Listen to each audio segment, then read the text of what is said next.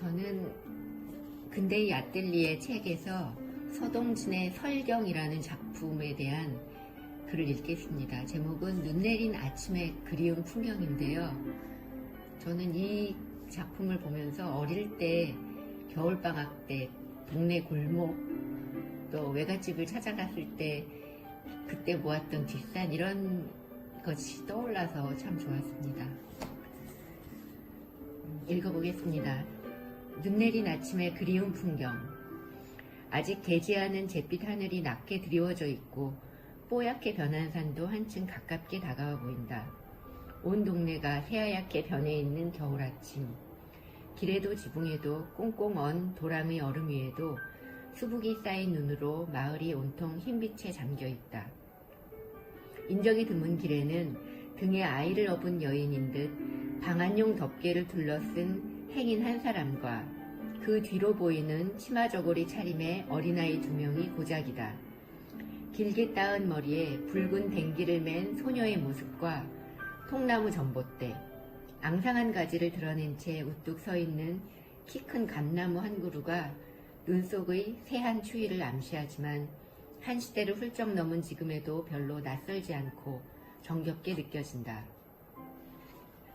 이 작품을 그린 수호 서동진은 1927년 45점의 수채화를 가지고 대구 조양회관에서 첫 수채화 전람회를 연 신미술의 선구자이다.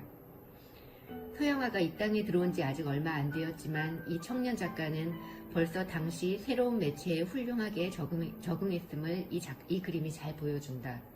수목의 종류에 따라 특징 있게 묘사된 다양한 나무들의 표현도 이채롭고 소복이 눈을 인 초가지붕들 넘어 아담한 담장을 두른 기와집의 붉은 벽돌 굴뚝도 눈에 띈다.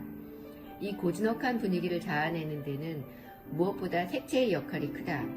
하늘빛에서부터 냇물의 얼음빛까지 채색에 의한 통일감이 전 화면을 지배한다.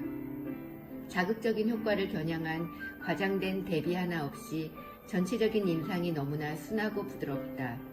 그러면서도 풍부한 색조의 변화를 포함하고 있어 결코 단조롭지 않은데 여인이 쓰고 가는 남색 옷의 푸른빛이나 간신히 알아볼 정도이지만 얼굴색과 소녀의 댕기와 가슴에 하는 보자기 등의 연한 붉은색에서 또 감나무의 특징을 멋지게 살린 가지 묘사에서 세부와 부분 강조에도 세심함이 돋보여 화면에 생기가 돈다. 마치 수묵화를 다루듯 즉시에 완성한 물감과 붓을 쓰는 솜씨가 빼어나다. 수채화는 유화에 비해 경쾌함은 있으나 깊이감 있는 묘사가 어렵다.